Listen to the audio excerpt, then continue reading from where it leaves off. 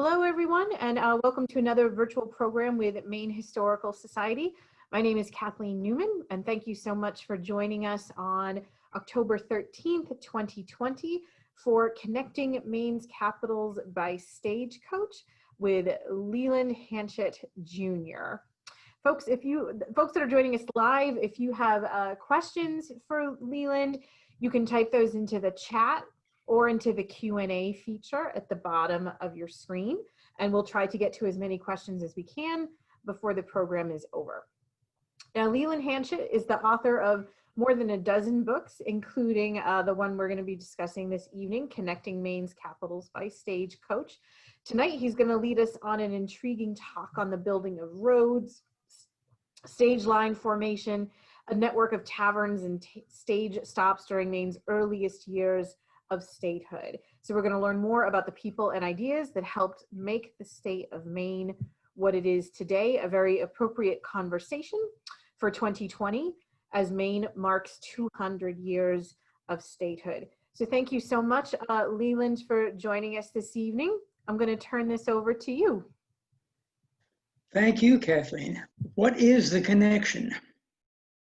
And by the way, welcome to everyone who's joining us tonight on this rainy evening. Well, the road construction, stage line implementation, and the moving of the capital from Boston to Portland all came together around 1820. Maine had been squarely under the thumb of Massachusetts for 93 years when a writer for the Falmouth Gazette in 1792 posed the question, have we not got harbors, fisheries, timber, shipbuilding, lumber, and great tracts of cultivated land? If so, should we not use these for our own best benefit? Mainers started thinking, and 28 years later, in 1820, Maine became a state. During those same years, stagecoaches came on the scene in Maine as a form of public transportation. There was an alternative to stage travel, and as long as the seas were calm and the rivers not frozen, it was not a bad choice. But travel by river and sea did not always take you where you wanted to go. The same was true later when railroads entered the scene. Only the stagecoach could take you to the front door of any place in town.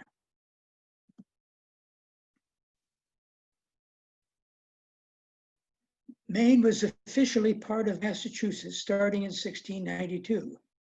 Congress made Maine a state in 1820 with the Missouri Compromise. Augusta became the official capital in 1832, moving from left to right. Getting from province to state was not easy, nor was it simple to build the roads and stage stops and to furnish the equipment to provide stage service from Boston to Portland and eventually to Augusta. By the time we became a state, we also became a population who could offer public transportation by stagecoach over roads that were only trails in the 18th century.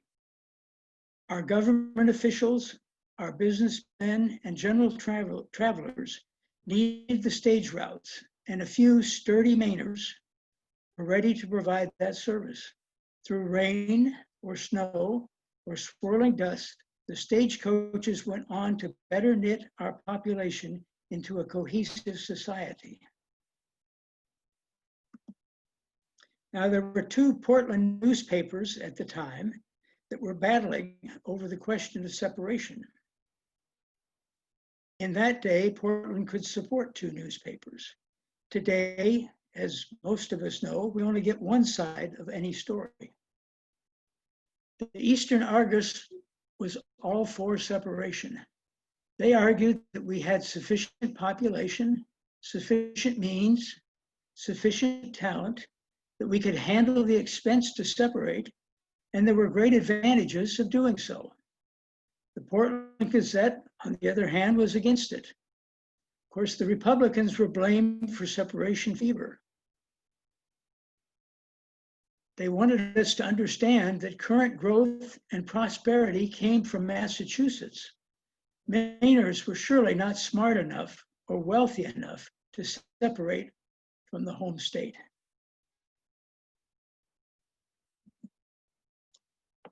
The first state house or townhouse in Boston was built of wood in 1658. It then burned down in 1713, as so many wooden structures heated by fireplaces had a tendency to do. This was our first Capitol building in Massachusetts up until the time it burned down. This is a painting of the State House on State Street in Boston, with the Stagecoach leaving the Exchange Tavern to the right. I'll let you take a look at that for a second.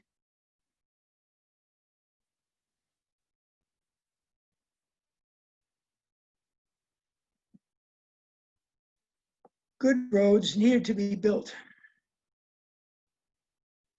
Massachusetts got things started in 1800. Of course, they had the population and wherewithal to build toll roads from Boston to anywhere in that state, anywhere they wanted to. The Newbury Turnpike was the first step toward connecting Boston to the province of Maine and New Hampshire. It was completed in the fall of 1806. The next step was to go on from Salisbury to Portsmouth and Kittery. At every river, there must be a bridge or a ferry, first across the Merrimack and then across the Piscataqua. But the latter was not completed until 1822.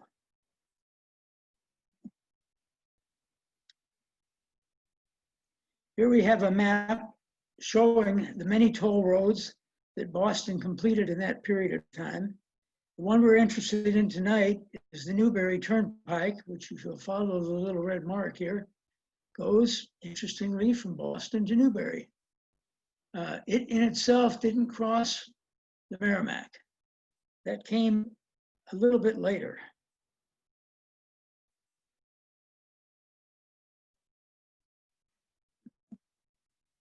Here's the bridge over the Merrimack. And this may be a familiar scene to anyone who's recently driven down I-95 in the last 50 years or so, I guess.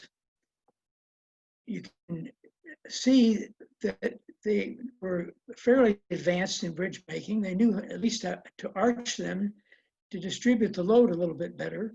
And it was also a convenient feature because boats with a little bit taller sail could go underneath.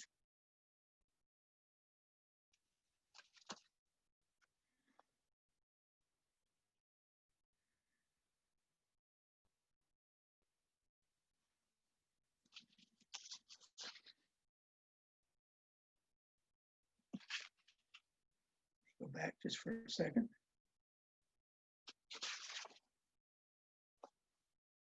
The Newbury, wait a minute here, I'm out of sync. Okay, here we go.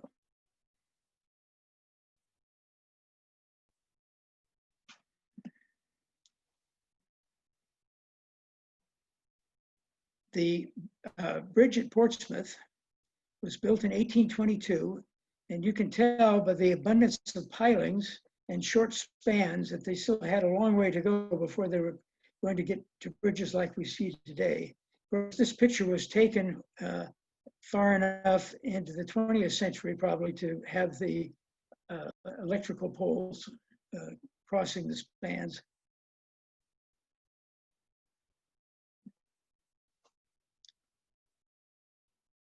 Good roads in Maine were needed for public transportation. Travel in Maine was most easily done by boat until 1800. When you think about it, we had all of these rivers, we had the ocean. You didn't need to repair either. Potholes were never an issue, but of course, other things could be.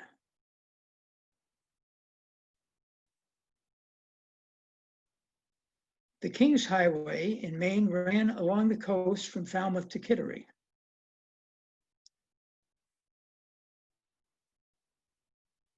The first planned Maine Turnpike, which sounds very familiar today, was from Kittery to Portland and eventually on to Augusta.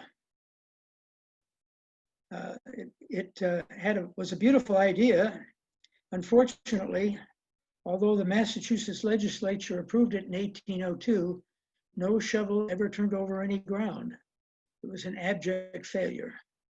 However, we did have a 1 1/2 mile long Cumberland Turnpike, which was the only toll road between Portsmouth and Portland until 1947.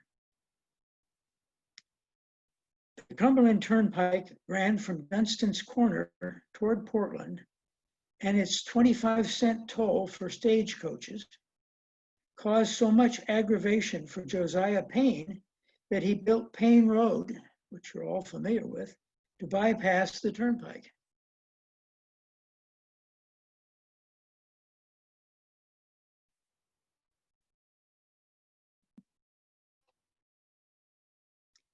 Stage transportation started in 1761 from Boston to Portsmouth. Not all the way to Portland yet, but all the way up to Portsmouth. The flying stagecoach was started by Bartholomew Sabres in 1761. His mantra was steady adherence to government, oppose the lawless conduct of the Americans. My heavens. His nephew, William Stavers, and Josiah Payne, who we mentioned a minute ago, kept the stage running until 1800. They offered a daily trip from Boston to Portland. It took 2 days. Payne owned a tavern in Portland and showed today's entrepreneurs a good business model. If you take your stage travelers to your own tavern, you'll gain maximum return on your investment. Benjamin Hale and his father Jacob started a stage line which merged in 1818 with other small lines in New Hampshire, southern New Hampshire, and in Massachusetts to form the Eastern Stage Company. Mergers were common even back then.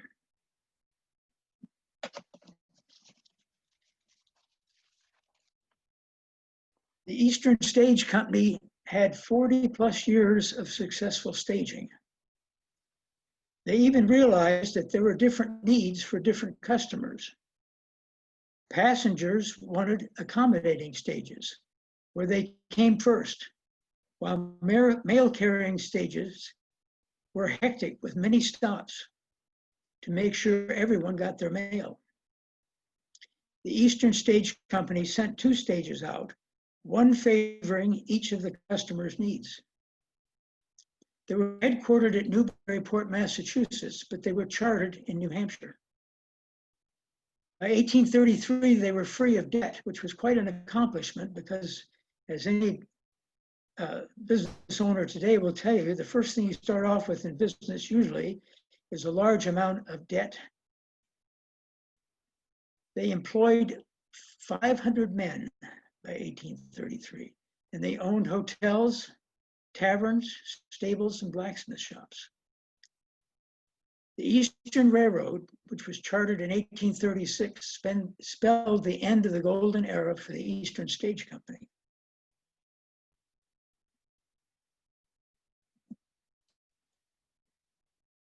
Taverns were a necessity from the beginning.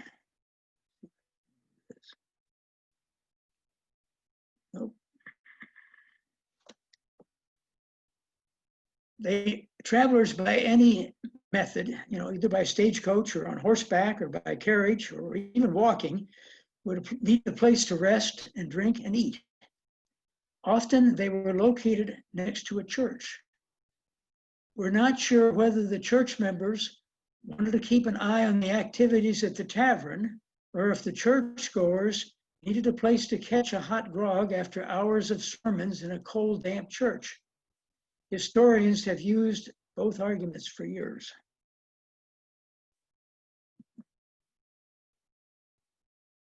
The Bunch of Grapes was a typical tavern in Boston and the starting point for many travelers. The settlement of Ohio even began with a meeting at the Bunch of Grapes in 1786.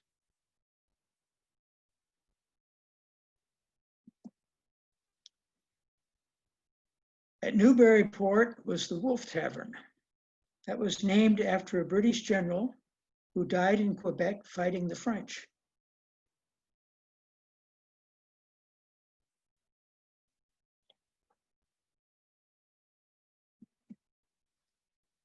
The Earl of Halifax Tavern in Portsmouth had to change its name during the Revolutionary War. It started out, as the name implies, named after a British man.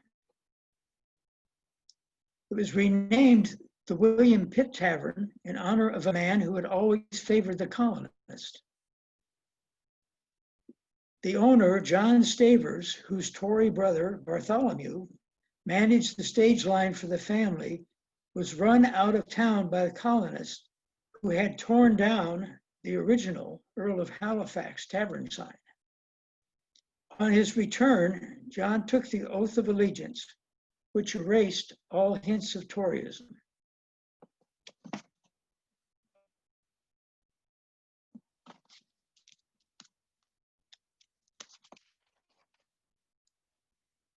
The inn became a meeting house for patriots.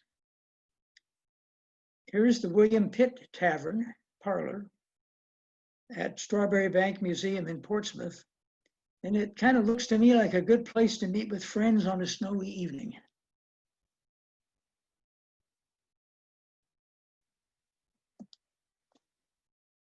Thomas Rice built a tavern at his farm and for a while ran the ferry to Portsmouth. The ferry landing is right over here, and you can see Portsmouth off in the distance.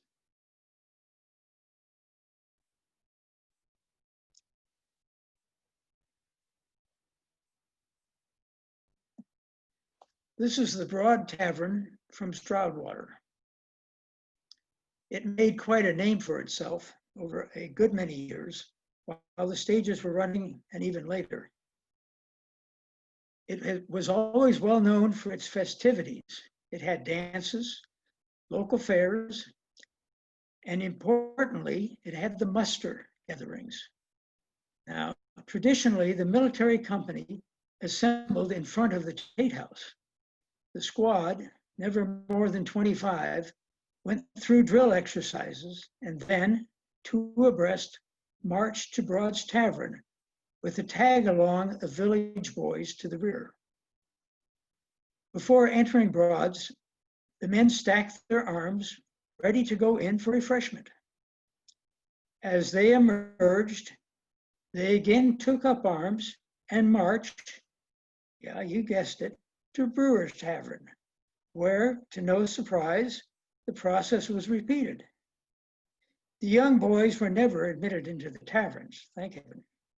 Eventually, the squad returned to the drilling ground, at least those who could. It was to the concern of both family and friends that the men got home safely. Thaddeus Broad was a shrewd merchant.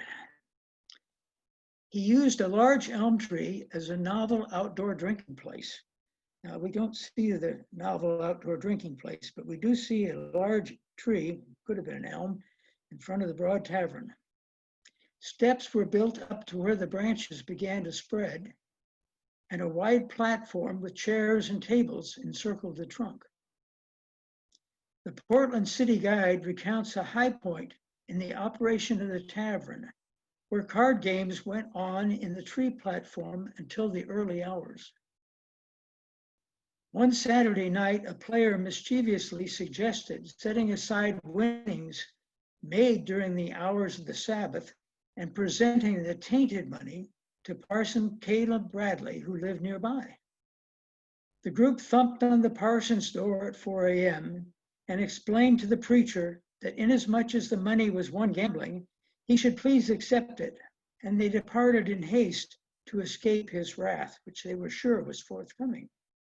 But instead, the parson shouted, "Why don't you play longer, boys? The devil's money will buy just as many Bibles as God's money."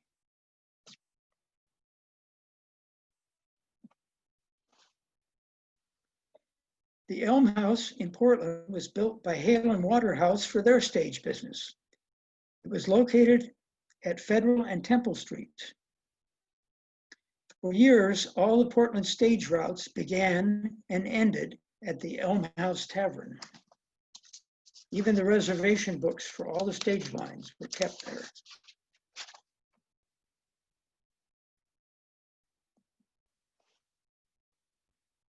The first stage house in Maine was a modest two-story Federal-style building. It's the red brick building on the right-hand side of the photograph. It was located at the corner of Congress and Myrtle Streets. It served as Maine State House until 1832 and was eventually destroyed in the Great Fire of 1866.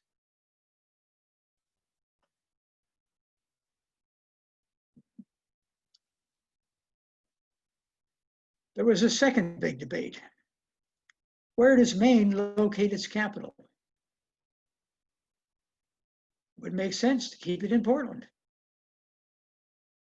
But it was argued that that was a little bit too close to the coast. And they were reminded of the shelling during the Revolutionary War.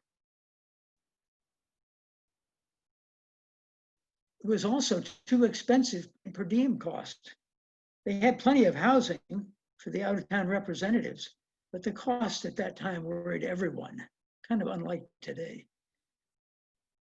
And then it needs to be more central in the state, like Portland's way at the southern end. And the wealthy could influence legislation. Well, then how about Hallowell or Wiscasset or maybe Augusta? They all have big enough accommodations. The Augusta merchants were on top of things. They donated 30 acres of land for the new capital, and that sealed the deal.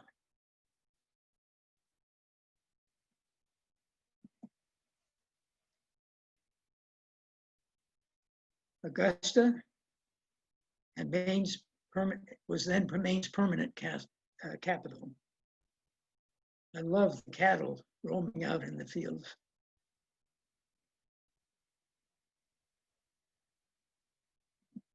There was a last-ditch effort by Portland to bring the capital back home. The Portland Exchange Building was completed in 1840, pictured here in 1845, and was gutted by fire in 1854. Of course, the idea never worked, and the capital stayed in Augusta. But it did have a beautiful copper roof and was built of Kennebec granite. Quite a building for its day.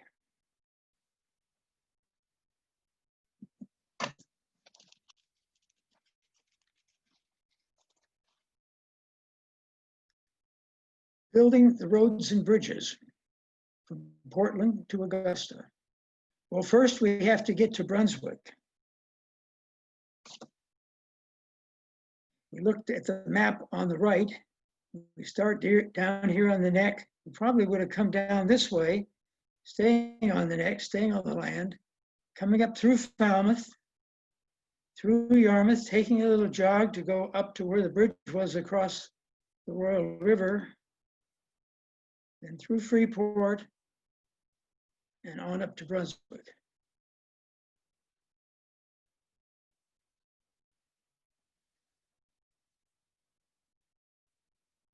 The bridges in the Portland area came sort of step by step. The first was across the Presumpscot River, which we had to get across even when we came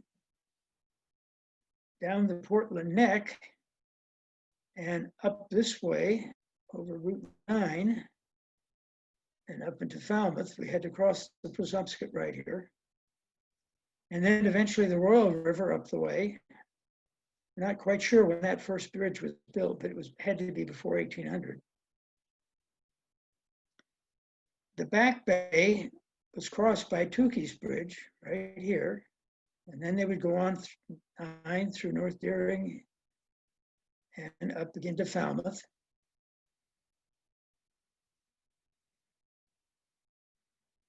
And then eventually the Martin's Point Bridge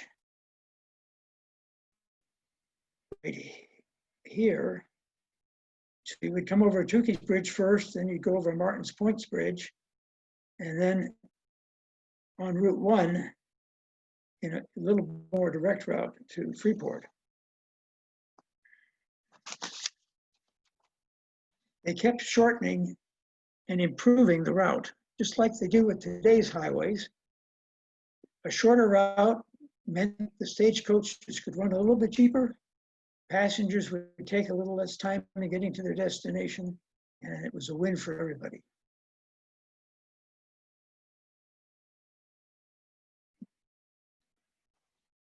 In spite of the failure of their first Maine Turnpike, there were 3 others built in Maine early on. They were all approved by the Massachusetts legislature, of course, because we were still part of Massachusetts at the time. The first built was the Wiscasset to Augusta. It goes along the diamonds here to Augusta. Now, of course, Wiscasset at the time was called Pinalboro.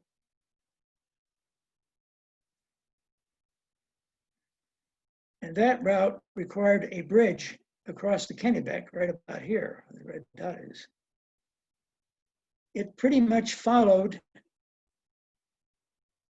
Route 27, State Route 27, from Wiscasset up to Augusta. The second one was from Wiscasset to Woolwich, which is the dots here, Wiscasset down to Woolwich, coming up to Days Ferry. And then the third was Governor King's Turnpike, so named, I guess, because he contributed a lot of the money to it, the construction. Once they get across Days Ferry, the turnpike came on down this way and then ran along the Androscoggin River and into Brunswick.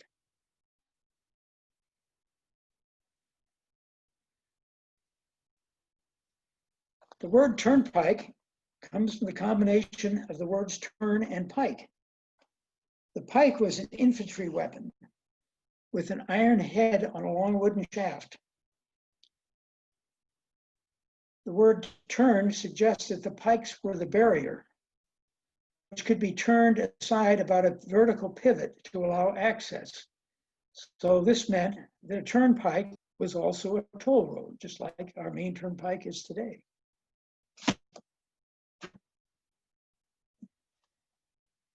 Here's the bridge I mentioned a minute ago, bridging the Kennebec. It originally was built to connect Augusta and Hallowell to northern Maine, but it became a key link in the Wiscasset to Augusta Turnpike. Notice again the arches for the load bearing and for the taller sailboats to get through.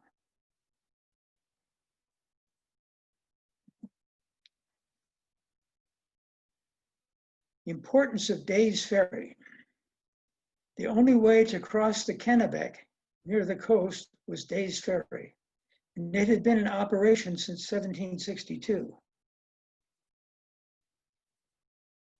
During the cold winter weather, the stagecoach and the travelers crossed the Kennebec on an ice bridge that froze upriver from the usual crossing at Days Ferry. The story was told of one such trip. The driver that day was concerned about the strength of the ice bridge. To lighten the load, he unhitched the horses and sent them across the head. Of course, he'd rather have the horses in the river than he would the stagecoach. He had no trouble finding a crew of Days Ferry boys to push the coach and passengers across the ice to the Bath shore.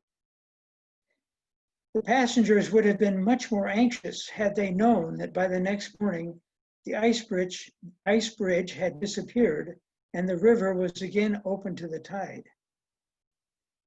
The drawing shows the Hawthorne Tavern, which in that day was the pot of gold at the end of the crossing.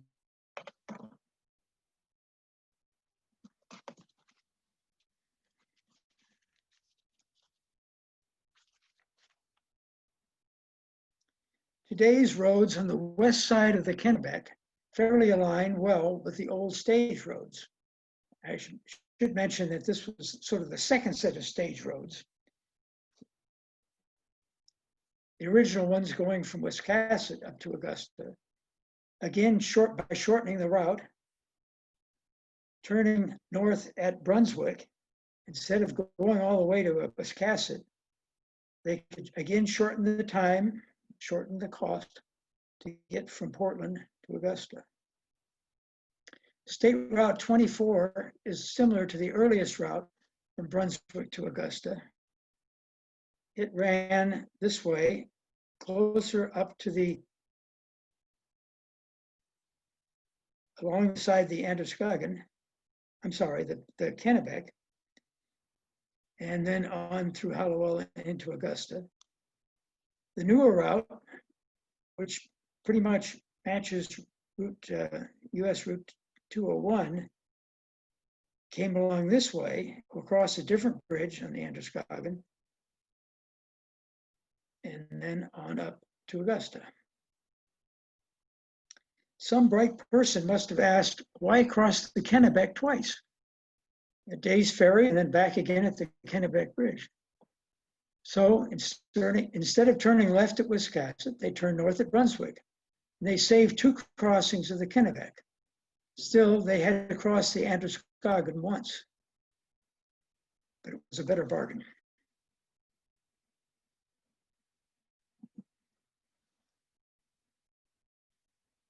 All of the men listed here were clever Yankee businessmen.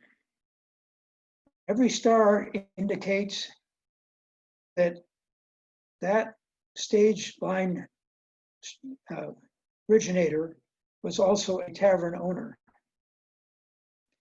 Caleb Graffam was a tavern owner in Portland. He was the first to try the route. He went all the way to Hallowell, and he started his trips in winter.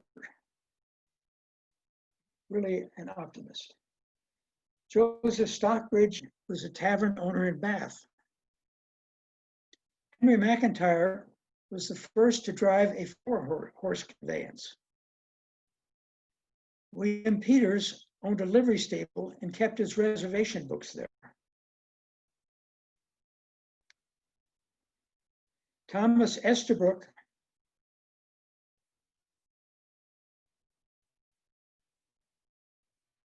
ran his line from Brunswick to Augusta. He didn't get all the way to Portland, but he was well known in Brunswick, and I think there's still something there that has his name on it.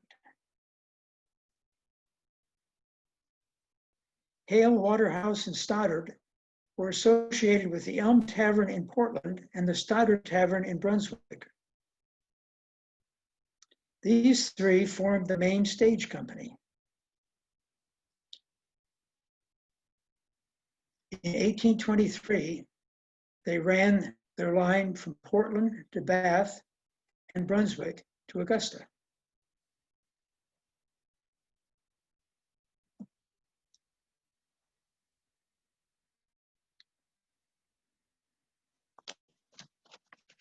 The Portland and Augusta stage line was a predecessor to the Maine Stage Company. These kind of ads would appear daily in the local newspapers. They would give the route and the departure and arrival times for stages.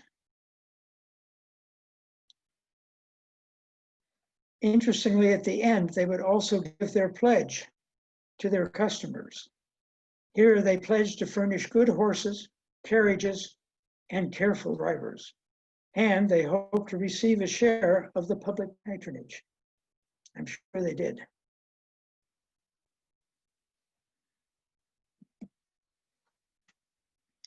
The Maine Stage Company was the largest stage company in Maine. It was established February 10th, 1823, and they offered service from Portland to Bath and from Brunswick to Augusta. By 1833, they had a contract with their drivers for total temperance, and amazingly, it worked.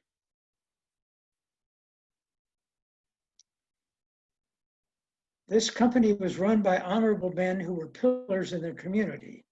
In fact, in that day, you had to be a pillar in your community to run a company successfully, and especially those companies that dealt with the public, like the stage lines.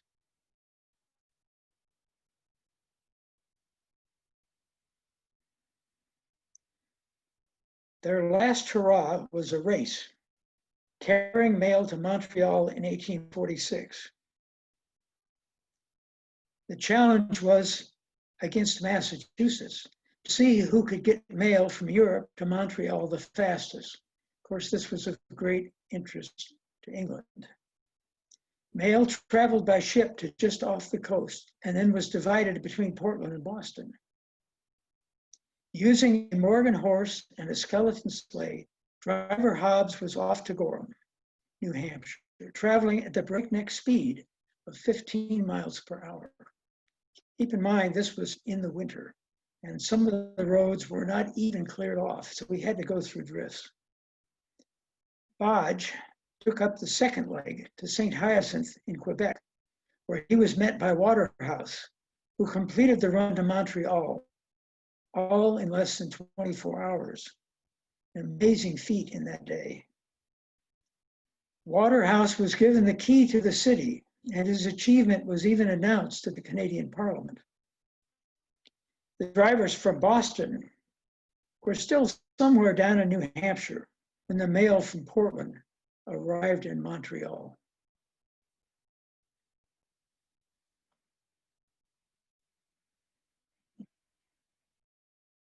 Of course, we had to have stage taverns along the river routes.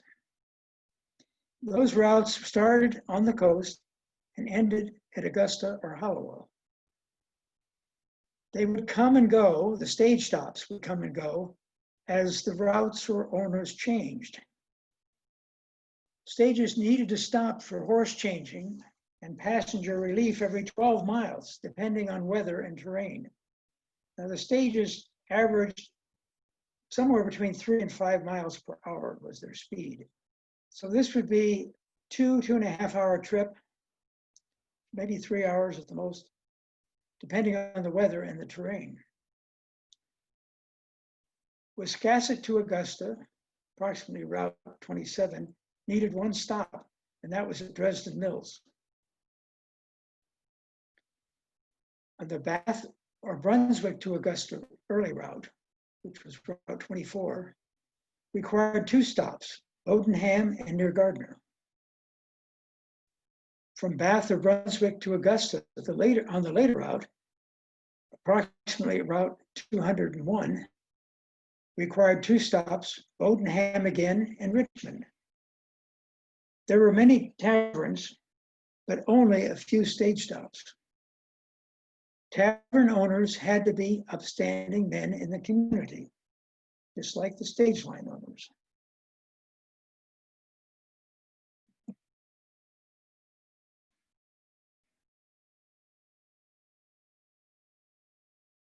The Stage Tavern in Bath, the Bath Hotel, was built in 1806 by Captain John Ring.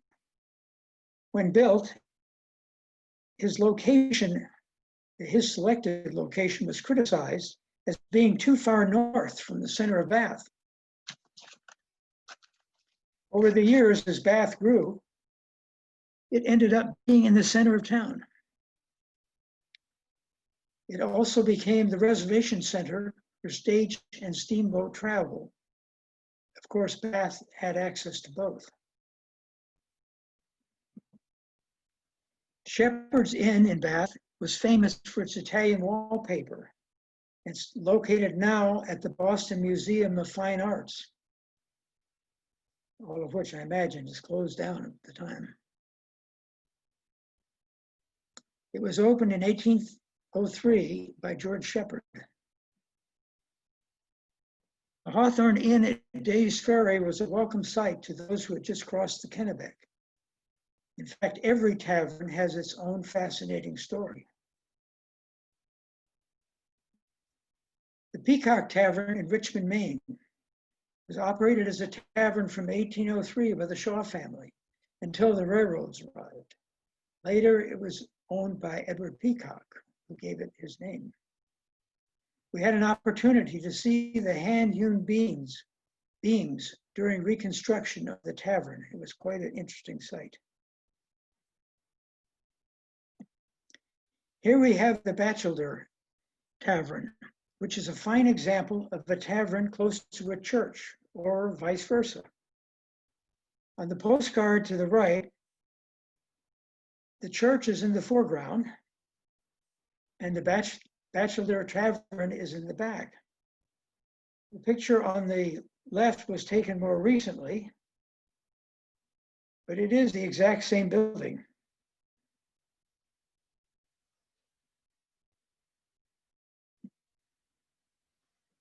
Augusta and Hallowell were two competing cities, but Augusta always seemed to win. Augusta got the first bridge and the capital. They were co-joined twins, separated shortly after birth and destined to pursue divergent roles in life. Augusta, of course, became the seat of the state government, while Hallowell was a commercial center. Both were very successful. Travelers needing to participate in the government went to Augusta, while merchants picked Hallowell as the destination. Fortunately, they were just 2 miles apart. Through all that, they also had two competing newspapers, one in each town.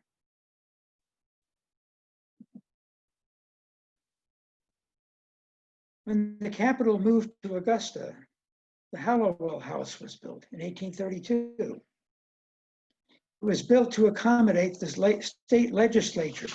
It actually had 70 rooms to do that.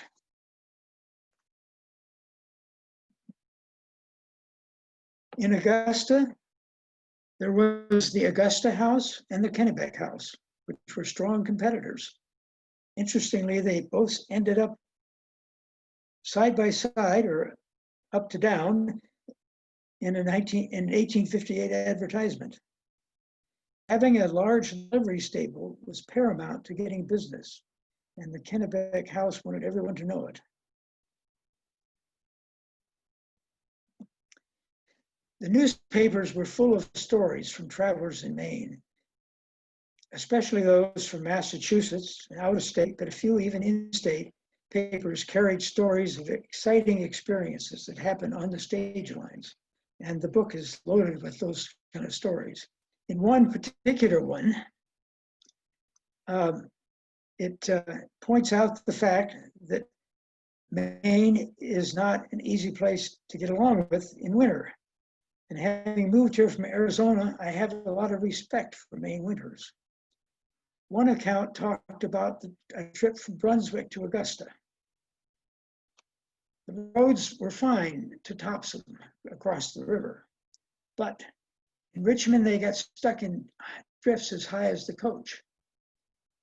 While a group of local residents were trying to help get the stagecoach dislodged from the drift, the driver cried out to a young boy who was standing nearby watching the proceedings. "Who is the road agent in this district?" The young boy answered, "Father." "Well, tell your father if he don't break out this road before I come along again, I will welt his hide good." "Where is he now?" "Oh, he's gone to meeting," answered the towhead. "Well," says the driver, "he ought to be at meeting the rest of his days if he has not performed his other duties better than those of road agent. Remember and tell him what I say." "Yes, sir." Oxen came to the rescue. The horses could not manage to pull the stage through the drifts. But even 2 yoke of oxen were not sufficient. Hospitable neighbors took them in for the night. Next morning, it was on to the Peacock Tavern. They needed 3 yoke of oxen to travel that 8 miles. Eventually, they did get to Augusta.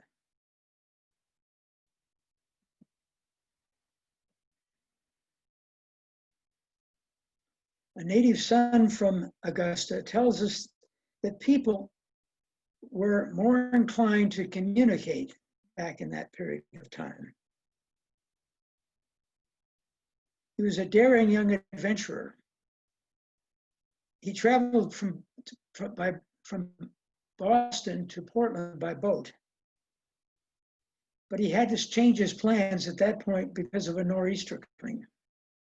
He stayed overnight at the Elm House in Portland and took the first stage out the next morning. He recorded his observations in a newspaper article. Stagecoach travel was the jolliest ever invented. Nothing was more exhilarating than a stagecoach journey. Present travel forbids general conversation. Remember, by present, he meant in the late 1800s. He sat with the driver, who was full of marvelous tales. If you wanted to get the news of the day, all you had to do was sit next to the stagecoach driver, and he would tell you everything going on in the whole region.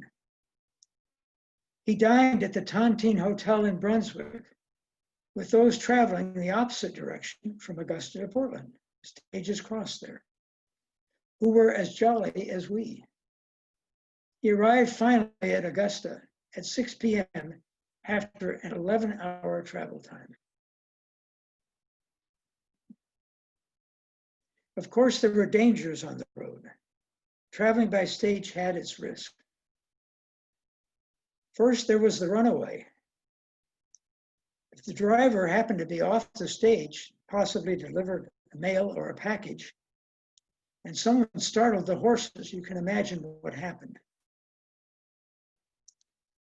And then the ladies loved to use foot warmers when they traveled in the wintertime on a stagecoach or a sleigh. Cleverly, the stagecoach driver had added a layer of straw to the floorboard to keep passengers' feet warm. Of course, sometimes this little stove would catch the straw on fire, and the stage driver would have to put out the fire, wake up the passengers, get them out of the coach, and let his stage owner or manager know what happened when he arrived at his destination. Why the curtains were burned and some of the lining inside of the coach. Then there was a question of getting upset. Stages were very top heavy. It was very easy for a stage to flip over. And this happened especially getting back on the road after passing. Keep in mind that these roads were generally one-lane roads. So if there were two stages crossing, one would have to get out of the way. Or if one stage was passing another stage. In any event, getting off the road was a perilous task. One passenger by the name of Charles Cogswell, who was a legislator traveling from South Berwick to Augusta, experienced in Green a stage upset. Unfortunately, he was on the low side of the stage, and two very large men were sitting right next to him. He reported to his wife later in a letter that he saw stars for about half an hour, but after that, everything was fine, and there was no blood flowing. Weather could also be a problem. Lightning strikes would startle the horses, or of course, as we saw, the stage could get stuck in a snowdrift. Hills were always dangerous, downhill being the worst. In one instance, at the Lambert Bridge in Falmouth, across the Penobscot River, the horses coming down Blackstrap Mountain started to run away. When they arrived at the bridge, still out of control, they encountered a center divider, which would allow for 2 lanes of traffic on the bridge. You can imagine what happened when one each of the front pair of horses, the lead pair, decided to take a different side of the bridge. The results were absolutely disastrous. Robberies were not prevalent in the East, but they were very prevalent out west, especially out in Arizona. So measures had to be taken to improve safety. There was a technology improvement. An inside brake was added. In this way, a brake linked to the brake that the driver already had allowed passengers to stop the stage if the stage should happen to be running away. And sometimes it would happen to say that the driver would fall off, and then there would be no one at the reins. Again, this would be very effective for stopping the stage. There was also legislation proposed and passed. It provided 3 steps. The first, there had to be company regulations for the drivers. In fact, the state even required that drivers be approved by the town council, in effect licensed. And then they had to put a control on the number of passengers riding on the stage. As you can see to the left, there are 8 extra passengers riding on the top of the stage along with the driver. And you can also kind of guess that there was a full stage inside.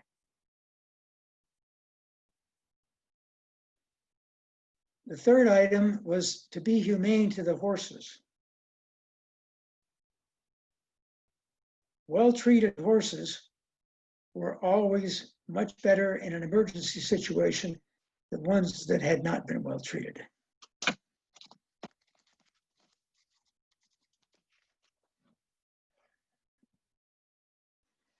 Here we have a wandering stagecoach.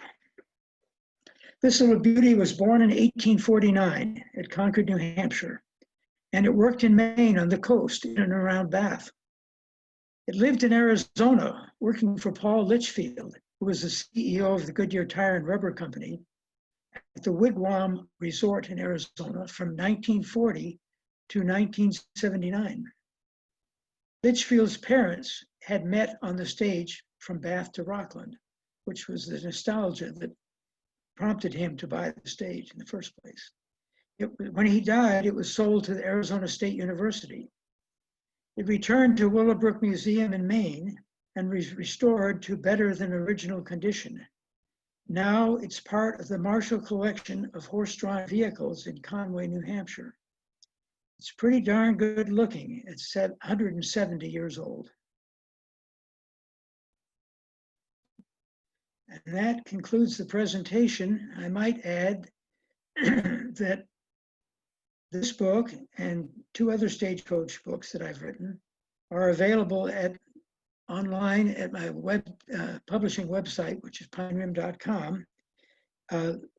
Connecting Maine's Capitals is also available at the Maine Historical Society, as Kathleen pointed out, along with The History of Martins Point and the Marine Hospital in Portland, Maine, which is a book that I published last year.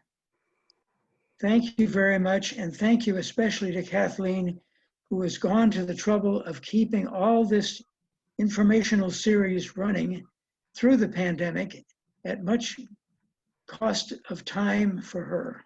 We really appreciate it, Kathleen. Well, thank you, Lee. It's our pleasure. We've got a couple questions from folks in the audience. If you've got a minute to answer just a few of those. I will try. All right. The first one comes from Neil, who says that his homestead was in Troy, Maine, on the main road from Augusta to Bangor. And in the late 1800s, his farm was a stagecoach stop and a stop to change horses on the way to Bangor. Is that a route that you're aware of? It's one I'm aware of. I did not write about it because I learned years ago that if you try to write about too long a road, you'll never finish the book. So I limited mine from Boston to Augusta. I didn't get north of Augusta. I did mention Bangor once or twice, I think, but that was about it. But yes, there was a stage line that ran from Augusta up to Bangor. Very good. Eileen asks, on Route 9 near Falmouth is a building that was supposedly the Buckman Tavern. And Route 9 was supposedly part of the King's Highway. The building is being restored and renovated as we speak. Do you know anything about that inn? And was Route 9 really the King's Highway? Route 9 was most certainly the King's Highway. And yes, that was a very famous tavern. It was a little close to downtown Portland to be the first stop on the stage route, though. And as a result, it was probably known more for being a tavern than it was for being a stage stop. Karen says that she actually has a colleague who's researching that Italian wallpaper that you mentioned earlier. She asks, did stage stops offer fewer amenities than taverns offered? Probably the one amenity that the stage stops didn't offer was time. At a tavern, you could go and you could take your time and stay there practically all night if you wanted to. At a stage stop, you were always under the gun because the stagecoach driver wanted to get back on the road as soon as possible. So if you were stopping for a quick drink or a quick meal, you were always being rushed. Otherwise, I think they did a pretty good job. And Meg is wondering how much did it cost to travel on a stagecoach typically? Probably depends on where you start. It varied greatly. It varied greatly, and it was a constant battle among the stage lines. That some actually had competitive runs over the same route. And it was a constant battle, and they were always trying to put each other out of business by lowering the amount. And I really don't have any good figures because it varied so much. All right. Thank you so much, Leland. This was a really informative talk. Thank you so much for taking the time to be with us and to share all this information this evening. And thank you, audience, for joining us and for your thoughtful questions. Once again, if you visit Leland's website, pinerim.com, you can find more information and you can purchase copies of his books.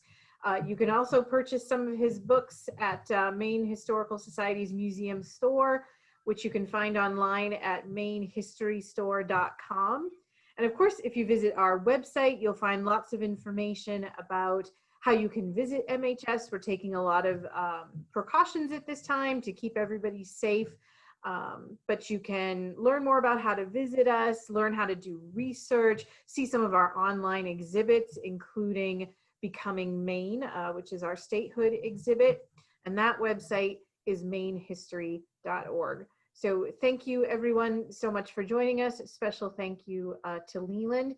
And I hope we'll see you folks back here soon. In fact, tomorrow we're hosting a talk with John Bunker on the history of apples in Maine. So I hope everybody will be back with us soon. Thanks again. Have a good evening.